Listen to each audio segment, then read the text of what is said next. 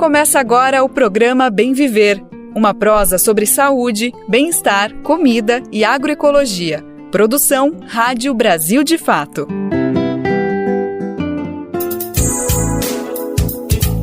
E hoje é terça-feira, dia 14 de março de 2024, está começando mais uma edição inédita e fresquinha do Bem Viver, uma produção do Brasil de Fato. Na próxima uma hora vamos debater temas importantes que estão acontecendo no Brasil e no mundo, claro, sempre com foco na agroecologia, na saúde, na alimentação, cultura, são temas que norteiam aqui o nosso Bem Viver, mas a gente não deixa de falar de questões importantes sobre política, economia, mundo do trabalho, tudo que está rondando o Brasil e o mundo. Bom, meu nome é Lucas Weber e eu te acompanho nessa boa prosa que está começando agora. Bora saber os destaques do programa de hoje. Enchentes no Rio Grande do Sul. O que empresas de água, luz, telefonia, seguradoras podem cobrar das pessoas atingidas e quais são os direitos dessa população. Ainda sobre os 136 anos da abolição da escravatura no Brasil, vamos conversar com o autor do livro Luiz Gama contra o Império. Com centenas de mortes e milhares de desalojados, Rio Grande do Sul enfrenta uma das maiores tragédias climáticas do país. Diante desse quadro, será que podemos classificar os atingidos como refugiados climáticos? Ministra Cida Gonçalves articula a criação de protocolos para proteger mulheres e crianças vítimas das enchentes. Nessa semana, que se completam 136 anos da abolição da escravatura no Brasil, tem uma personalidade muito importante da nossa história que a gente não poderia deixar de falar dela justamente nessa semana. Seria um erro jornalisticamente e em outras instâncias também.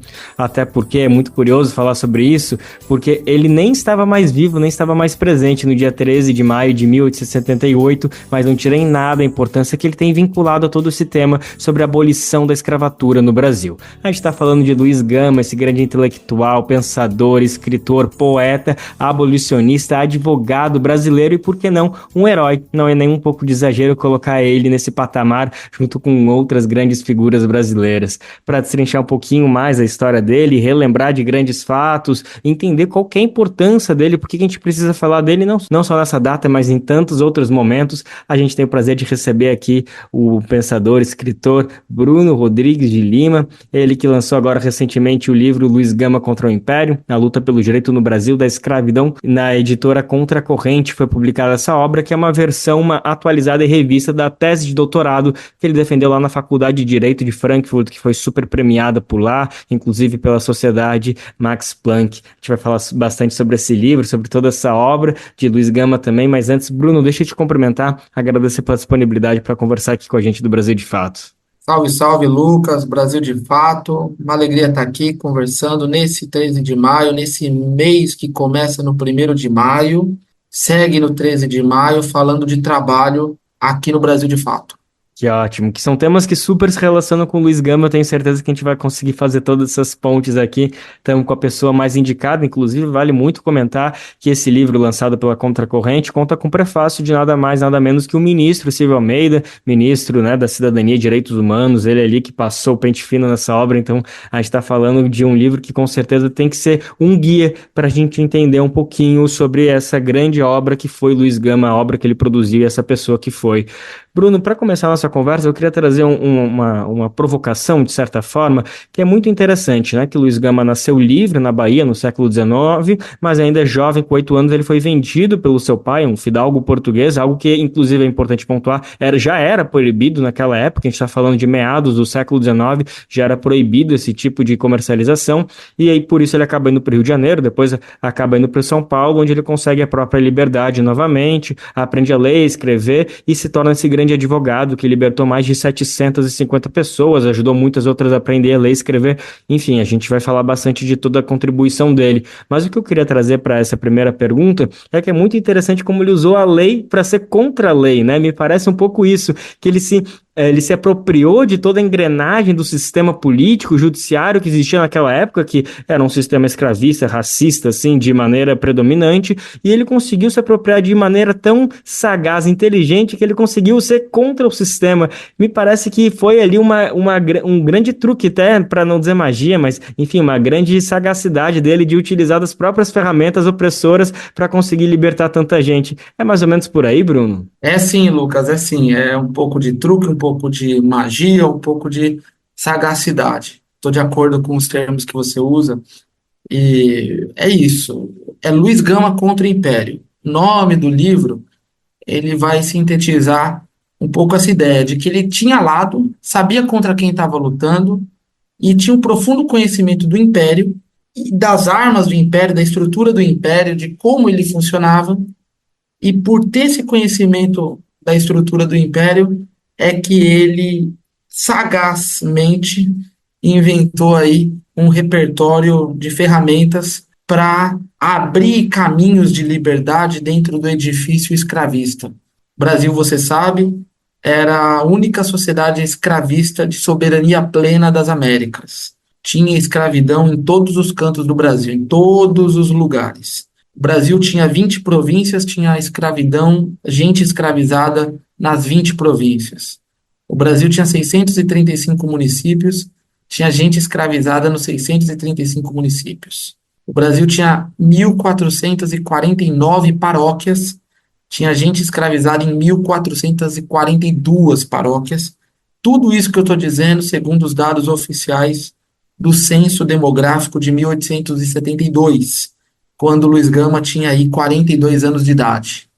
Então, esse era o Brasil do Luiz Gama, esse era o Império do Brasil, um império de cima a baixo, de norte a sul, leste a oeste, o império da escravidão. E ele entende o direito, Luiz Gama, entende que a escravidão era justificada, amparada, chancelada pelo direito, e ele estuda, lê, aprende, escreve, peticiona, advoga a liberdade dentro da escravidão. E ele vai conseguindo abrir caminhos e vencer, e essas vitórias dão na conta de mais de 750 pessoas por ele libertadas através do judiciário e outras estratégias processuais à margem do judiciário também, e é isso que nos faz reunir hoje, cento e tantos anos depois, quase 150 anos depois, para a gente falar da história de luta pela liberdade no Brasil que ele protagoniza, que ele não protagoniza no sentido de que ele individualmente se sobrepõe às demais lutas, não é nesse sentido, mas é no sentido de que ele compreende o seu tempo histórico, os valores que ele luta, a causa que ele encampa, e organiza o movimento abolicionista quando nem movimento abolicionista tinha, e vai coletivamente liderar esse processo, sabe? É algo muito valioso, é algo muito importante para quem pensa um projeto de Brasil, pensar o projeto de Luiz Gama, que é um projeto abolicionista radical, sem concessões aos senhores, sem concessão e sem negociação, sem tergiversação, ou seja, é alguém que consegue ir à frente com uma bandeira tão difícil de ser levada à frente, tão desigual eram as armas da época, tão desigual as forças e as correlações, e ele vai lá e leva a bandeira da abolição, da república, da democracia, da terra, trabalho, direito para todos e todas. Isso quando o movimento abolicionista nem existia. Uma personalidade completamente à frente do seu tempo e séculos à frente do seu tempo. Bruno, eu queria conversar agora um pouquinho sobre o título do livro, e inclusive você trouxe isso um pouquinho agora na sua resposta final, que é Luiz Gama contra o Império, levantava a bandeira da República. Bom, Em 1878 é abolida a escravidão, um ano depois é proclamada a República e desde então estamos aí. Eu fico pensando como que estaria Luiz Gama, que bandeiras ele levantaria hoje, porque vivemos uma república plena, a gente até teve ameaças à democracia, mas a princípio a república nem tanto, mas mesmo assim a escravidão segue correndo solta pelo Brasil, não é exagero falar, a gente tem casos de trabalho análogo à escravidão, mas a gente sabe na prática que se a gente olhar, comparar aos relatos que Luiz Gama trazia no século XIX, não tem quase nenhuma diferença as condições que esses trabalhadores são submetidos hoje, então não é muita diferença a gente falar que essas pessoas seguem em situação de escravidão. Então, você acha que talvez Luiz Gama se desiludiria um pouquinho com ver uma república ainda permitindo esse tipo de escravidão? Não é exatamente por aí o paralelo que você tenta trazer no livro. Enfim, gostaria de entender que bandeiras hoje Luiz Gama estaria levantando se estivesse vivo em 2024. Essa é a pergunta que eu me faço também, porque eu quero compreender esse Brasil, quero entender o que anda acontecendo nele, e faço isso lendo Luiz Gama. Ver que a República, tal qual proclamada, e os arranjos de poderes que se sucedem nas primeiras décadas, pelo menos até Getúlio, e depois mesmo durante o período de Getúlio, enfim, todos os golpes e contragolpes deste é, dessa metade do século XX, até chegar agora o Pacto de 1988, o Brasil é muito jovem.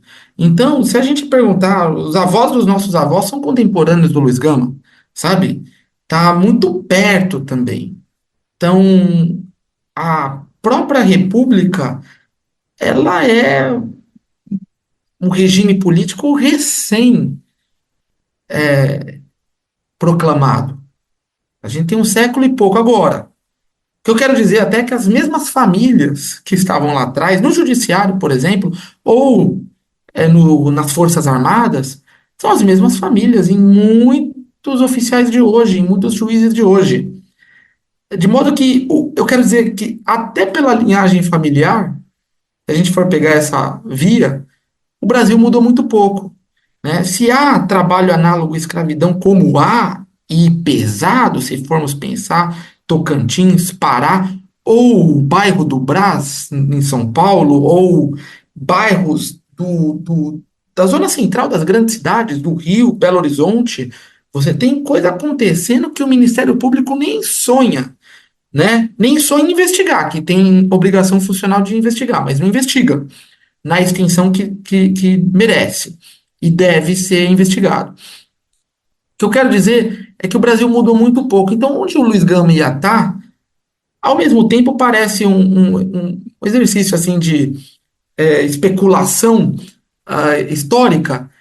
Não deixa de ser, mas ao mesmo tempo o Brasil mudou tão pouco que também não é nada muito especulativo imaginar onde o Luiz Gama está hoje. Ô Lucas, ele funda um jornal em 1867 chamado Democracia. Uma palavra proibida de se enunciar no discurso político da época e uma palavra tão mal falada hoje em dia, seja por aqueles que pretensamente a defendem, né, da boca para fora ou até a página 5, ou por aqueles que têm horror em ouvir essa palavra. Você tem quantos por cento da população brasileira hoje que tem horror à palavra democracia? Que dirá tudo que ela representa em seu sentido mais profundo de liberdade, igualdade e fraternidade, se pensarmos em outras três palavras que andam juntas com democracia e república. Nós estamos na República Federativa do Brasil. O regime é democrático, mas você tem uma parcela que já rompeu os 20% da sociedade que quer jogar essas duas palavras, república e democracia, no lixo. Luiz Gama é aquele que vai plantar a semente da democracia no Brasil. Volto a repetir, um dado que a gente não conhecia antes, porque é uma descoberta historiográfica. Luiz Gama fundou um jornal chamado Democracia. Ele era o redator-chefe desse jornal. Ele assina esse jornal com um pseudônimo, porque não poderia assinar em nome próprio, senão o pescoço dele estaria assim, ao alcance da milícia dos escravizadores, cafeicultores do interior paulista, por exemplo. mas não escondeu que era dele a autoria daquele jornal. Luiz Gama vai afirmar, e outras pessoas vão testemunhar, que ele estava envolvido em projetos literários como o do Democracia. Lúcio de Mendonça vai dizer: eu conheci o Luiz Gama quando ele colaborava na imprensa com o pseudônimo Afro nos jornais de São Paulo. Então, o Gama não assinava em nome próprio, assinava como Afro, que é uma maneira de afirmar sem de ocultar a autoria no nome próprio e ao mesmo tempo ele afirma a autoria. Ele é o Afro, ele é um homem preto na São Paulo branca. E ele vai afirmar que a democracia dele é uma democracia sem pena de morte, é uma democracia socialista. Palavra do Gama, antes da Comuna de Paris, que uma pena nós não.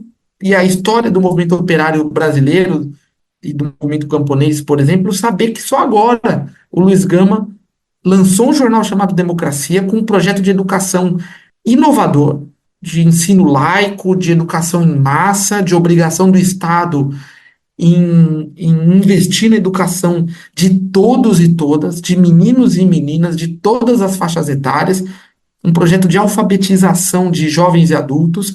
Ele próprio foi um professor de educação de jovens e adultos, ele próprio alfabetizou centenas e centenas de pessoas. A gente está falando, Lucas, de 1867, 68, 69, muito antes da queda da monarquia e do fim do trabalho escravizado.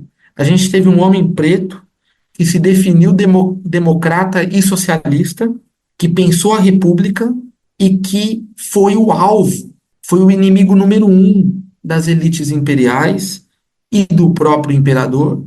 E é por isso que é Luiz Gama contra o Império. Essa pergunta toca nesse ponto do título do livro, e é Luiz Gama contra o Império porque o Luiz Gama estava de um lado e o Império estava de outro. Então, se o Luiz Gama tivesse hoje aqui, que é a sua pergunta, não é muito difícil imaginar quais as suas bandeiras. É a bandeira da democracia, é a bandeira da abolição incompleta, mambembe, capenga, esvaziada, deturpada, que o Gama certamente choraria o choro mais íntimo de sua alma e ao mesmo tempo da indignação do revolucionário e iria à luta para fazer a abolição acontecer. Como é que acontece uma coisa como aconteceu em 1888? E leva 30, 40 anos que o preto pudesse entrar na escola, pudesse ter um ensino técnico, e mais 30, 40 para que entrasse nas universidades. E mais quantos que vamos esperar até que eles entrem na magistratura? Porque a magistratura do Brasil, as carreiras do Itamaraty, as carreiras militares de alta patente, as carreiras do judiciário, da defensoria pública, do Ministério Público, são ocupadas por quem? Nós sabemos, é estatístico. 98% de brancos. Então, o Gama não se surpreenderia com o Brasil que ele ia encontrar, acredito, ainda dialogando com o seu exercício de especulação histórica, que é muito bem-vindo, para a gente imaginar as linhas de continuidade do século XIX ao século XXI. Agora, Lucas, é muito sério. É muito sério, o Brasil mudou muito pouco. O Brasil, o regime de produção do Brasil de hoje muda muitíssimo pouco do modelo de produção das grandes plantations de café do século XIX. A própria elite brasileira, muito tacanha, acha que isso aqui é uma grande fazenda. O Gama denuncia isso. Quando é que o Brasil vai mudar? Não é uma mudança do trabalho escravizado para o trabalho livre e de fato escravizado, onde você não democratiza terra, não democratiza a renda, não democratiza a riqueza, não democratiza conhecimento. O projeto do Gama é muito sério. É um projeto de democratizar tudo isso que eu falei agora: riqueza, educação, conhecimento, terra, e que o trabalho seja algo muito mais valorizado. Eu digo o trabalhador. O trabalhador precisa ser melhor remunerado. Isso aqui não é mais uma grande plantation de café, muito embora muita gente crê que é. Bruno, te escutando falar, eu só fico cada vez mais com a convicção de que era uma pessoa absolutamente à frente do seu tempo, em séculos, de modo que se ele tivesse aqui, ou ele seria presidente da República, ou seria a pessoa mais perseguida aí por todas essas elites aí que a gente conhece, que elas se adaptaram, mudou um pouco a figura, mas não mudou as intenções. Bruno, a vontade era continuar destrinchando cada vez mais a história do Luiz Gama, mas infelizmente o tempo está correndo e tem mais um personagem que eu queria trazer para nossa conversa que eu não queria deixar que ela terminasse sem falar um pouco dele, que é Matheus Aleluia. Recentemente, aí faz mais ou menos 10 dias, você teve no lançamento do seu livro, justamente esse Luiz Gama contra o Império, e esteve ao lado dele Matheus Aleluia, esse grande compositor, cantor baiano do Recôncavo Baiano de Cachoeira, que participou do Chico Anza e segue aí atuando na música individual, enfim, uma grande personalidade. E vocês dialogaram muito justamente sobre o Luiz Gama e me pareceu até que nesse diálogo, que está disponível nas redes sociais, quem tiver curiosidade depois de ouvir um pouquinho do texto de vocês falando, você cita, né, como te alegra, como te emociona ver uma voz contemporânea que suplica tanto melhores dias, assim como o Luiz Gama entoou há 200 anos atrás. Fala um pouquinho mais dessa comparação que você fez. Eu acho que talvez não necessariamente na figura de Matheus Aleluia e Luiz Gama, mas acho que um pouquinho na arte, né? Porque a gente nem conseguiu comentar, mas Luiz Gama foi um artista, foi um poeta, foi o primeiro homem negro a publicar um livro de poesia no Brasil, então ele conseguia chutar até nessa pro gol, né? Enfim, queria te ouvir um pouquinho mais, que você destrinchasse um pouquinho desse papo que você teve com o Matheus Aleluia. Na linha da metáfora futebolística que você há pouco disse, ele chutava com as duas, assim, em direção ao gol. Luiz Gama jogava em todas as posições, de modo como você disse também, era um poeta, era um jornalista. Sua apresentação, inclusive, dá conta, né? Advogado, abolicionista, herói. E o Matheus Aleluia é uma dessas raridades que dá no Brasil e que a gente tem que saber reconhecer e valorizar enquanto é tempo, valorizar em vida. Matheus Aleluia tem 80 anos, é um homem que foi para Luanda, foi para Angola, que viu a vitória do movimento de libertação de Angola, o MPLA, que estava lá na luta de Angola contra o apartheid da África do Sul. Ele estava lá e tem uma compreensão do panafricanismo que dá chão na Bahia, que dá chão no Brasil, e o lugar do Brasil no mundo. Mateus Aleluia é um pensador do povo brasileiro. E quando ele começa a ler Luiz Gama agora, para minha grande alegria, a gente conversa já desde um tempo sobre a obra do Luiz Gama.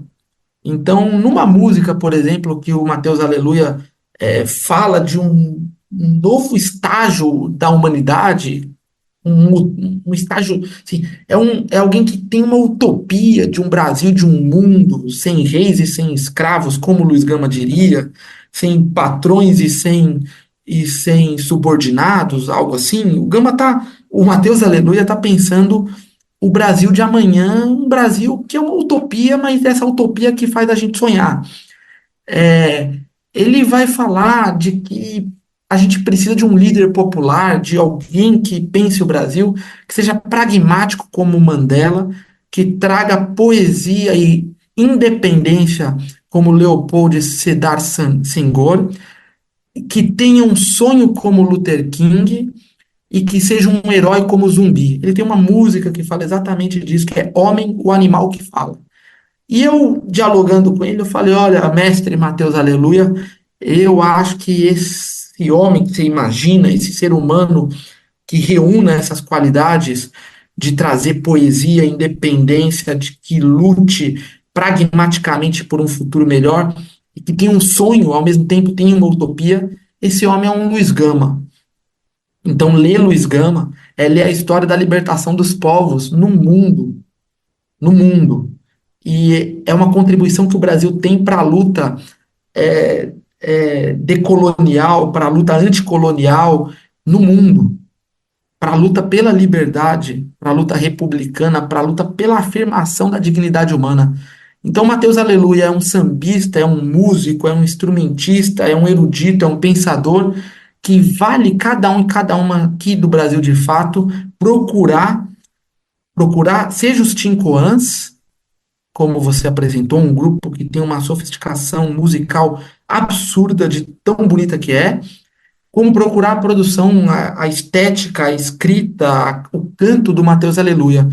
E o Matheus Aleluia e o Luiz Gama têm tudo a ver, seja por essa composição que eu acabei de dizer, seja pelas afinidades intelectuais libertárias no sentido de luta popular que tem tanto o Matheus Aleluia quanto o Luiz Gama. Luiz Gama é dos melhores que a gente tem no mundo, assim como o Matheus Aleluia. Que maravilha. Então vamos encerrar essa entrevista ouvindo um trechinho de Homem, um Animal que Fala, uma composição de Matheus Aleluia, não sem antes agradecer demais Bruno Rodrigues de Lima, esse pesquisador que acabou de lançar o livro Luiz Gama contra o Império, a luta pelo direito no Brasil da escravidão, uma publicação da Contracorrente que aborda bastante sobre esse homem, sobre essa grande personalidade, esse herói que foi Luiz Gama. Bruno, mais uma vez, muito obrigado pela disponibilidade, tenho certeza que foi apenas o primeiro de muitos papos que a gente vai ter pela frente, viu, amigo? Lucas, tamo junto, valeu Brasil de Fato, vamos ler Luiz Gama, vamos ouvir Matheus Aleluia. Que traga poesia e independência, como Leopoldo Sedar Senghor, que tem um grande sonho, como sonhou Luther King, e seja um grande herói, como foi Zumbi. Refletir sobre o 13 de maio aqui no Brasil é uma grande forma de combater o racismo e construir uma abolição concreta para a vida do povo negro. Para isso, a gente segue aqui no Bem Viver celebrando de forma crítica, histórica, reconhecendo os personagens da abolição no século XIX, a luta dos movimentos ao longo do século XX e os desafios da contemporaneidade. Lembrar a trajetória de Luiz Gama faz parte desse processo. Agora a gente volta a falar sobre a situação do estado do Rio Grande do Sul. O cenário permanece grave, o nível do rio Guaíba voltou a subir e até a noite dessa segunda-feira marcava mais de 5 metros de altura. São mais de 600 mil pessoas que precisaram sair de suas casas e um quadro crítico no estado, com tremores de terra em Caxias do Sul, temperaturas baixas e centenas de casas sem água. Diante desse quadro devastador, com comunidades evacuadas e milhares de pessoas desalojadas, a grande pergunta que fica é se a gente pode classificar essas vítimas gaúchas como refugiadas climáticas.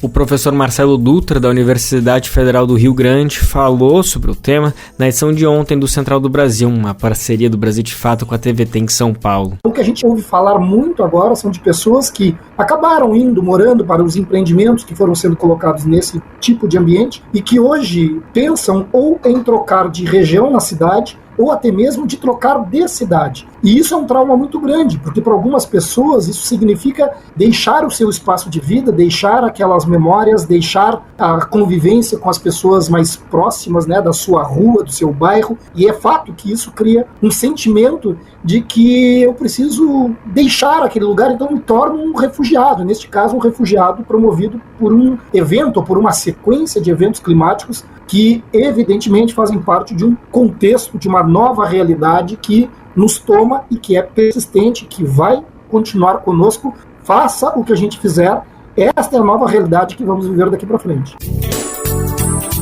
Uma das principais preocupações é sobre como será feita a reconstrução do estado do Rio Grande do Sul após essa tragédia. O professor Marcelo alerta, na entrevista, que essa reconstrução precisa ser inovadora, ou seja, diferente essencialmente de todas as reconstruções feitas em tragédias anteriores, e levar em consideração aspectos consistentes da ciência, que alertam sobre os riscos das mudanças climáticas. Eu acho que todas as forças vivas de uma região precisam se unir, né, as iniciativas do setor produtivo, as comunidades, as prefeituras, as associações, as representações de Estado, enfim, não importa. O que nós precisamos neste momento é conseguir garantir que exista uma convergência para o processo de construção ou de reconstrução, porém, uma reconstrução que deve vir ligada, né, ou de alguma forma imposta no sentido de não posso mais continuar fazendo da mesma forma. Então eu até tenho dito por onde é possível de que esses recursos, né, a serem destinados pelo governo federal e estas iniciativas, né, de propostas do governo federal de alívio do pagamento da dívida, a conversão desse esforço para a reconstrução, que todas essas iniciativas de qualquer governo, seja federal, seja estadual e seja até mesmo pelos recursos de município, que isso esteja vinculado a uma nova reconstrução, a uma reconstrução que esteja relacionada ou vinculada aos princípios de defesa, aos princípios de precaução, aos princípios de maior investimento em adaptação às mudanças climáticas, porque, de fato, é o que a gente está assistindo. Municípios que foram arrasados neste momento, eles já tinham sido atingidos em 22, 3 vezes em 23, e agora, em 24, um horror completo. Então não é possível que a gente continue insistindo em reconstruir áreas residenciais e infraestruturas públicas, onde justamente poderá ser tudo destruído ali adiante de novo. A gente segue falando sobre o Rio Grande do Sul. Um grande passo para essa reconstrução mencionada pelo professor Marcelo é levar em consideração todos os alertas produzidos pela ciência, e um deles foi feito pela AGAPAN, a Agência Gaúcha de Proteção ao Ambiente Natural, que desde 1971 trava uma luta histórica contra os agrotóxicos, a supressão de árvores nas cidades, o corte de matas ciliares, a contaminação dos rios, a destruição do pampa em favor da agricultura predatória, entre outras lutas. Em abril, a AGAPAN enviou uma carta para o governador Eduardo Leite alertando sobre os riscos das mudanças climáticas e recomendando ao governo frear as alterações na legislação que facilitava os ataques ao meio ambiente. O jornalista e presidente da AGAPAN, Everton Lacerda, explicou ao Brasil de Fato, no Rio Grande do Sul, que não houve resposta do governo do estado ao documento. Ele explicou também que o objetivo da AGAPAN, ao enviar um comunicado oficial do governador, qual foi? O ofício que a gente protocolou lá no governo do estado no dia 26 de abril, ele recebeu o número 179/2024 e tem o objetivo de oficializar o governador e também o estado do Rio Grande do Sul com a informação que a gente sabe que já é de amplo conhecimento público, mas achamos importante oficializar isso para eles, de que nós estamos vivendo em um momento de crise climática mundial. O mundo todo está vivendo essa crise, e essa crise tem o fator antropogênico como um de seus principais ingredientes de intensificação. A gente espera que eles se deem conta, se não se deram ainda, de que o povo gaúcho reside nesse mundo em crise. E a intenção também do documento é garantir que o governador e o estado não usem mais o argumento de que ainda não sabiam que a gente está numa crise climática. Se eles não sabiam, pelo menos, como tem demonstrado, com o tipo de ações políticas que eles têm encaminhado e que têm apoiado, agora eles sabem que nós estamos em uma crise climática. Não se trata apenas de um evento climático ou de alguns eventos, como o Rio Grande do Sul já tem sofrido há algum tempo, não só o Rio Grande do Sul.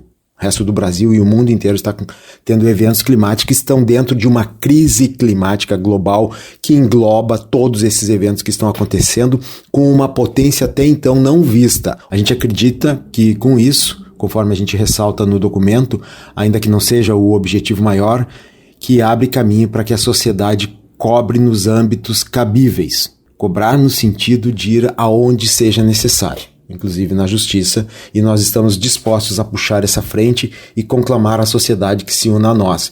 Não se trata de um movimento partidário, é bom frisar, mas sim de defender a vida como a AGAPAN vem fazendo desde o início, desde 1971, sob o lema "A vida sempre em primeiro lugar". Não há mais espaço para o negacionismo. Mesmo diante de uma das maiores tragédias climáticas, o Rio Grande do Sul vem registrando os terríveis casos de violência contra as mulheres nos abrigos criados para acolher as vítimas das enchentes. Por causa disso, a ministra das Mulheres, Cida Gonçalves, esteve no estado no último final de semana e articulou junto com o governador Eduardo Leite a criação de um protocolo para acolher mulheres e crianças nos abrigos. A ministra das Mulheres, Cida Gonçalves, cumpriu uma agenda no Rio Grande do Sul no último domingo para discutir a questão da violência contra as mulheres e as denúncias que chegaram ao Ministério por conta da situação de emergência do Estado, isso em função das enchentes. Foram realizadas reuniões para avaliar as providências do governo estadual e das prefeituras para coibir a violência de gênero contra mulheres e crianças, além de conversa com movimentos feministas. A agenda teve início quando Cida teve audiência com o governador Eduardo Leite, do PSDB, para definir prazos, protocolos, diretrizes e ações para o atendimento de mulheres e meninas que sofrem com violências e violações em períodos de crise climática. Ela expôs a necessidade de agir com esse público em diferentes áreas para garantir proteção e assistência adequadas. Cida também foi até a Secretaria de Justiça e Cidadania para se reunir com a secretária de Mulheres e o Conselho Estadual de Mulheres. Lá, ela ouviu relatos de movimentos feministas sobre o que tem acontecido nos abrigos para embasar decisões e encaminhamentos. A questão dos abrigos exclusivos foi uma das pautas prioritárias nas agendas do dia. Cida disse ainda que entre os temas debatidos está a violência e também o atendimento à saúde. Foi verificada ainda a necessidade de se ampliar recursos para as mulheres que estão nos abrigos. A ministra afirmou, abre aspas, seja o Bolsa Família, o BCP, a ampliação desses recursos e para mulheres que são empreendedoras e não precisam desses programas, que seja pensada alguma alternativa de renda e sobrevivência, fecha aspas. A ministra disse que também foi discutido o papel das mulheres na reconstrução do Rio Grande do Sul e no enfrentamento à crise climática. Segundo ela, ainda nesta semana, até esta quarta, dia 15, uma equipe do Ministério das Mulheres vai acompanhar e formar o Comitê Gestor de Crise das Mulheres para poder atender a todas as demandas que estão colocadas.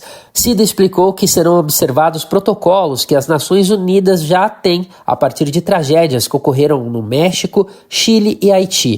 Entre as ações já tomadas pelo Ministério, ela relatou que estão sendo providenciados kits de emergência com absorvente e roupas íntimas para mulheres e meninas, além de fraldas para crianças, idosos e pessoas com problemas de saúde. De acordo com a ministra das Mulheres, ficou acordado com o governador Eduardo Leite um prazo de 48 horas para apresentação dos protocolos, diretrizes e ações para o atendimento às mulheres em situação de calamidade.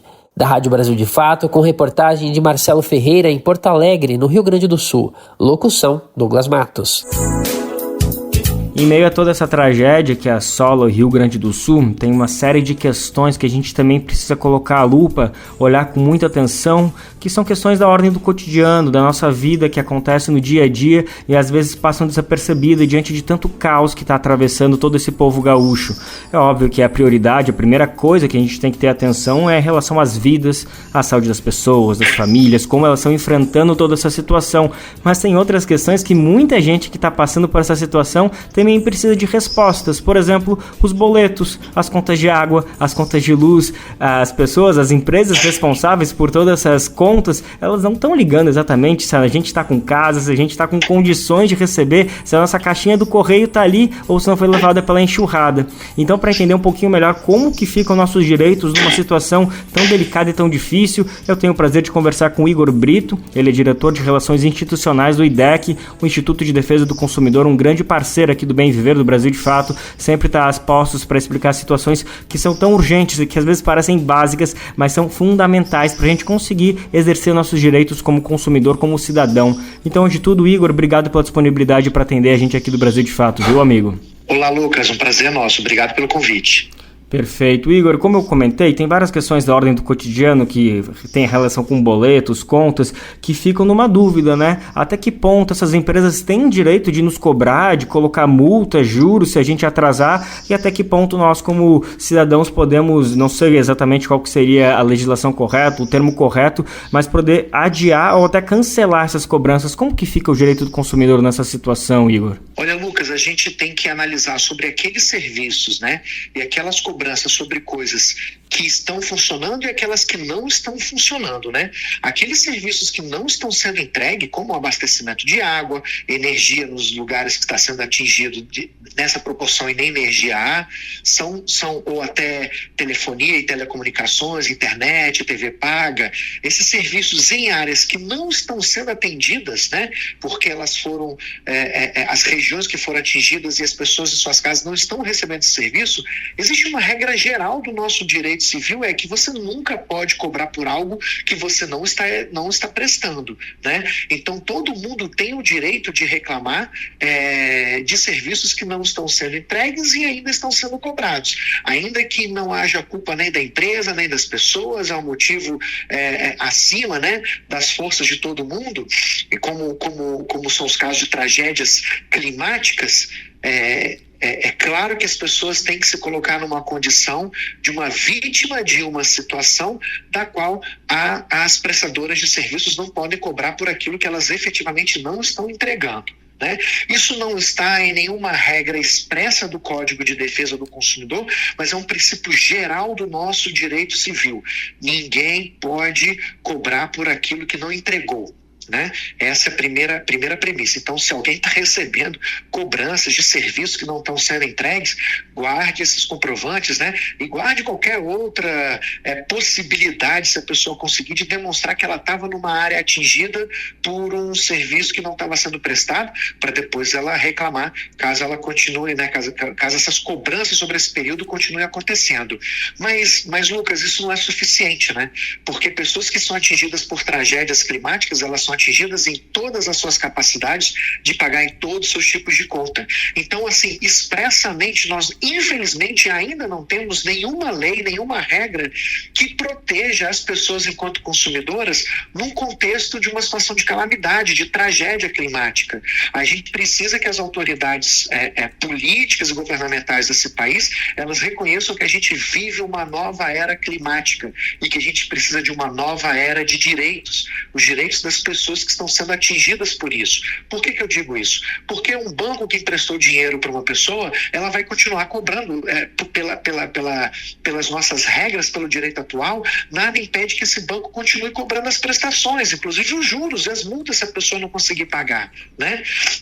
A empresa que emprestou dinheiro, por exemplo, para a pessoa comprar um carro, financiou o carro, e esse carro está lá debaixo d'água, foi arrastado pela lama, nem existe mais. Não existe nada que impede esse banco de continuar cobrando, sabe, esse financiamento, né? E nem mesmo o banco que financiou a casa tem uma regra não há regra que impeça essa instituição financeira de continuar cobrando o financiamento dessa casa que não existe mais, né? Se a pessoa ela não tem um seguro para se resguardar, né? E muitas pessoas não têm dinheiro para contratar seguro para esse tipo de situação, esse tipo de tragédia, em tese, as instituições financeiras e demais empresas podem continuar cobrando. Nós defendemos que as pessoas vítimas dessas tragédias não deveriam ter obrigação de pagar por essas contas.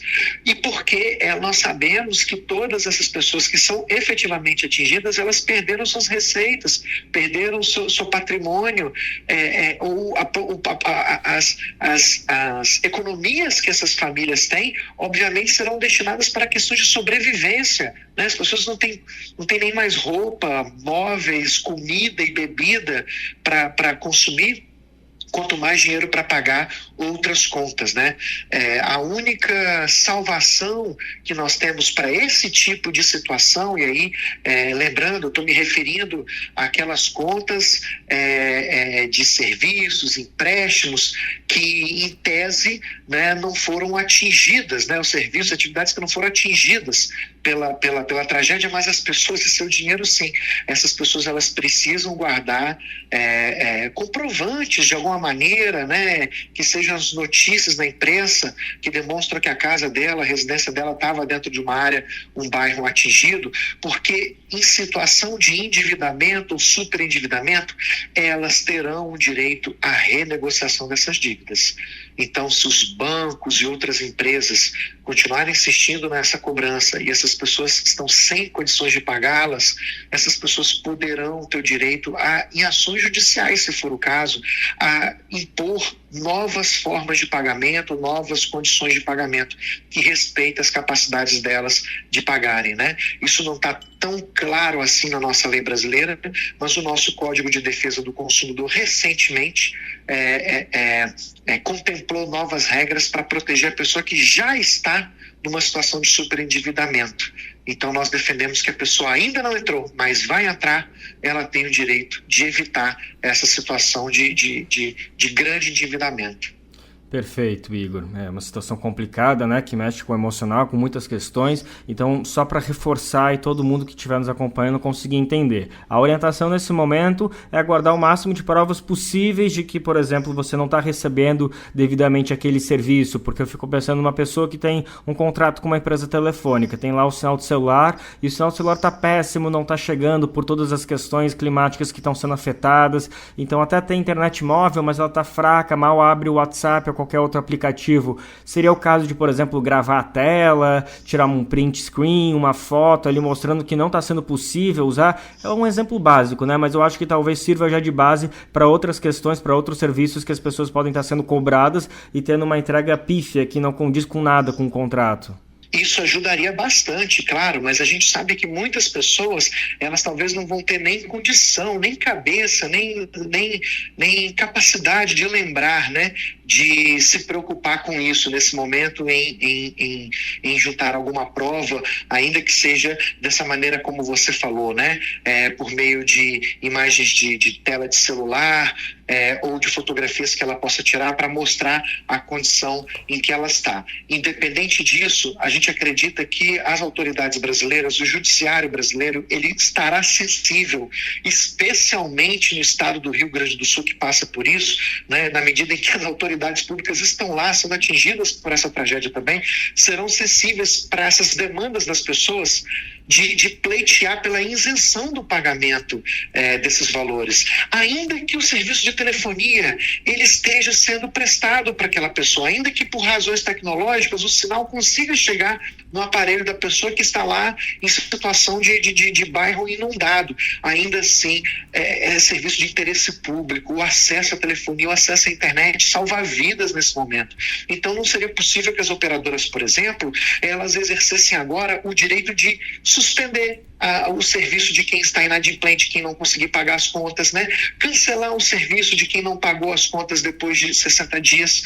Então, se as operadoras, as prestadoras de serviços, as empresas, os bancos, elas não abrirem mão disso, elas terão que ser coagidas a fazer isso judicialmente. Então a gente confia que em algum momento, quando as coisas se estabelecerem melhor, as instituições públicas do Rio Grande do Sul, como a Defensoria Pública, o Ministério Público, vai entrar com ações judiciais para garantir isso para a população, caso as empresas não se sensibilizem na proporção que elas precisam para deixar que as pessoas tenham seu dinheiro guardado para as coisas de necessidades ainda mais humanas, né, como alimento, moradia, aluguéis, comida, bebida, etc, etc.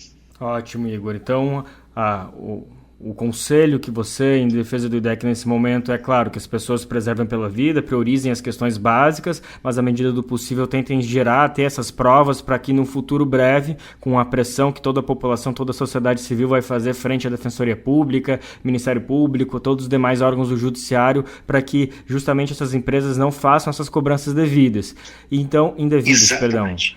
E no futuro breve, o que eu estou entendendo é que a gente precisa cobrar que exista uma legislação, um marco sobre os direitos do consumidor frente a desastres climáticos. Me parece que isso é uma pauta do momento para o mês que vem, assim, algo completamente que está atrasado, inclusive, mas que a gente precisa lidar com isso para agora. Para agora, nem precisa ser mês que vem. Olha, vou te dar uma informação bem recente. Eu acabo de sair de uma reunião em que estavam presentes representantes de várias empresas de telecomunicação do Brasil, de todas as grandes empresas de telecomunicação e a Anatel. E nós estávamos numa reunião discutindo sobre as novas regras de direitos dos consumidores de telefonia. E eu acabo de propor para a Anatel, para as operadoras, que aceitassem uma regra nova de impedir que as empresas, que as operadoras de telefonia, de internet, TV a cabo, que elas apliquem as medidas de suspensão e rescisão dos contratos para pessoas inadimplentes em situação de calamidade, de tragédia,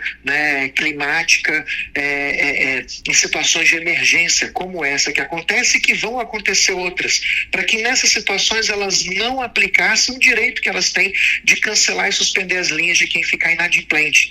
E para minha surpresa, elas não aceitaram a nossa proposta de que isso fosse uma norma escrita, né, uma regra escrita. Elas preferem fazer quando for conveniente para elas. Elas preferem fazer quando elas quiserem, não por uma imposição de uma regra. O que deixa a gente bastante alarmado sobre o verdadeiro comportamento das empresas, das grandes empresas brasileiras, né, que precisam de ordens judiciais e de ordens superiores para elas serem solidárias com as pessoas em situação de calamidade. Por isso que eu acho que a gente não vai poder esperar tanto tempo assim. Em algum momento, acho que desde já, as autoridades políticas, governamentais, de defesa do consumidor, Ministério Público, Defensoria Pública, as agências reguladoras, os órgãos reguladores, como o Banco Central, a Anatel, a ANEEL, né, deveriam, neste momento, já estar aplicando medidas para impedir que as empresas cobrem por serviços e também que elas suspendam os serviços de quem não estiver conseguindo pagar as contas dessas regiões, pessoas dessas regiões atingidas, é claro. Que difícil,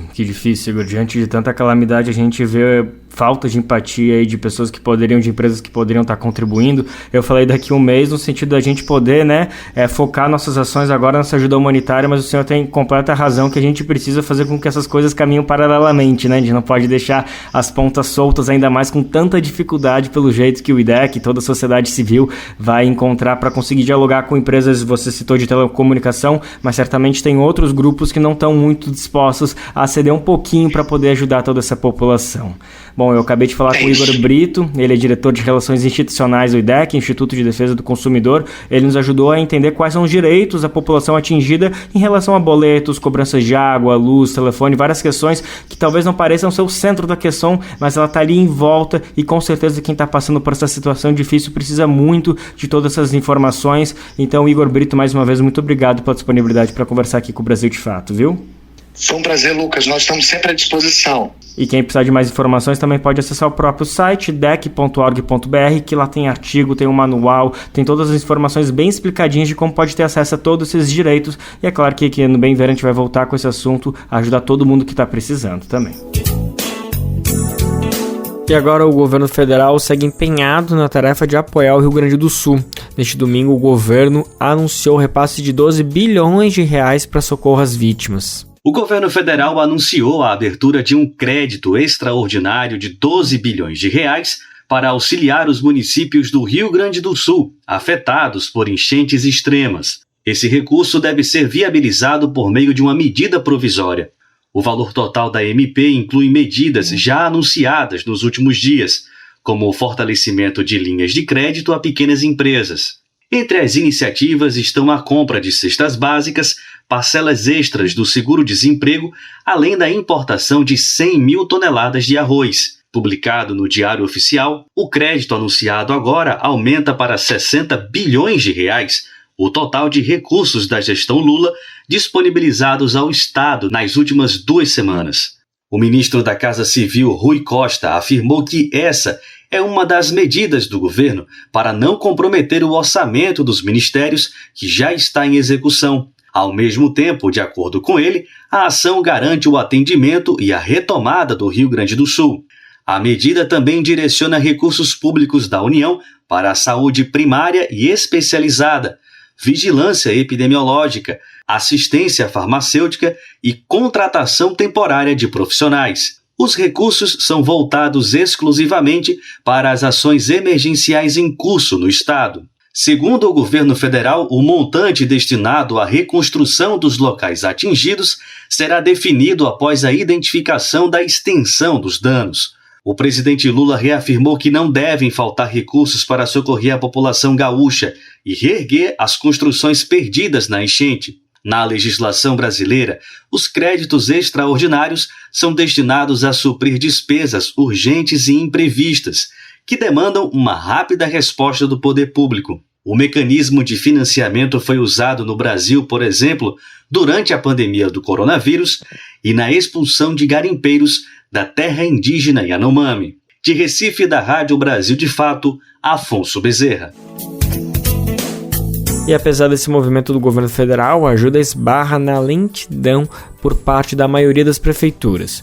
Segundo o levantamento feito pelo Brasil de Fato no Rio Grande do Sul, apenas 69 municípios dos 444 atingidos enviaram um pedido de ajuda ao governo federal.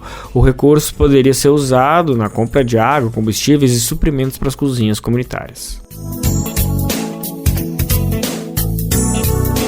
Nosso assunto agora é fome. Uma pesquisa recente da Rede Pensan mostra que a região norte está no topo do ranking de insegurança alimentar no Brasil.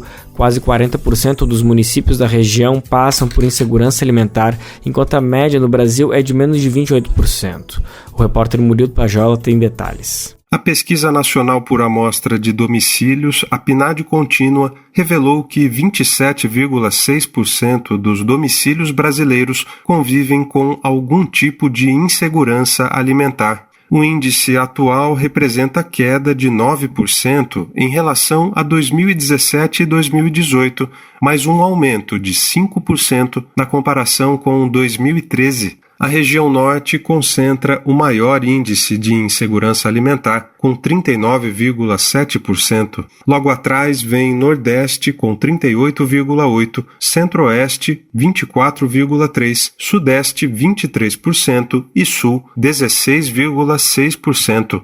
Segundo a Rede Brasileira de Pesquisa em Soberania e Segurança Alimentar e Nutricional, a Rede Pensan, o índice mais alto na região norte é explicado pela desigualdade social histórica no Brasil, que atinge com mais força essa parte do país. Como explica a médica e pesquisadora da Rede Pensan, Ana Maria Segal.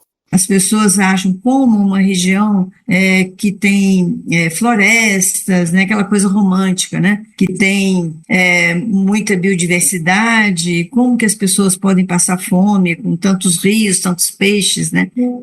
Mas isso é uma visão romântica de uma região muito abandonada historicamente, né? As condições de vida das pessoas são mais precárias, temos populações relativamente isoladas, tem uma proporção relativamente grande de populações indígenas e quilombolas, todos eles, né, relegados a uma situação de muita precariedade. Diferente da fome, a insegurança alimentar é uma condição em que as pessoas não têm acesso suficiente a alimentos em quantidade e qualidade adequadas, ou sentem ameaça de sofrer restrições alimentares no futuro próximo. A PNAD Contínua também mostrou que o problema atinge com mais frequência domicílios chefiados por pessoas do sexo feminino. 59,4% dos lares brasileiros com insegurança alimentar são chefiados por mulheres e 40,6% por homens. É o caso de Thelma Quirino da Silva, moradora da periferia de Manaus. Ela é aposentada, ganha um salário mínimo e mora com a filha, que começou a trabalhar recentemente. Então, se eu vou comprar assim, carne para bife, carne daqui, carne para guisado, carne daqui, carne dali, o que acontece? Vai faltar para outra coisa, vai faltar para o arroz, vai faltar para o produto de higiene, vai faltar para outras coisas. Então, está muito reduzido mesmo, assim. Faz muito tempo que eu não faço assim umas compras assim com coisas que realmente eu tô habituado a comer, tá entendendo? Aí eu compro muito ovo, né? O ovo, eu faço assim de tudo para não faltar o ovo, porque o ovo é uma refeição. A PNAD Contínua mostrou que a falta de acesso a alimentos é 3% maior na zona rural do que na zona urbana em todo o Brasil. No interior da Amazônia, a falta de infraestrutura para o transporte de alimentos e a distância de algumas comunidades dos grandes centros urbanos são características comuns. Nos últimos anos, esse cenário dificultou a chegada de comida em meio a desastres climáticos, como as cheias no Acre e a seca severa que atingiu a região norte no ano passado. Quem comenta é Ana Maria Segal, pesquisadora da Rede Pensan. A gente tem períodos, por exemplo, na região amazônica, de seca, onde os alimentos se escasseiam, o custo dos alimentos ficam muito mais altos, né? E você tem depois as cheias, que reproduz, né, debaixo da água o mesmo processo. Então, você tem essas questões, as mudanças climáticas estão impactando enormemente essa região, né? Então, há necessidade realmente de rever, aprimorar as políticas que já mostraram ser de sucesso, né? E elaborar novas políticas que atendam às necessidades dessas regiões. De Londrina, no Paraná, para a Rádio Brasil de Fato, Murilo Pajola. O cantor e compositor João Bosco acaba de lançar o álbum Boca Cheia de Frutas.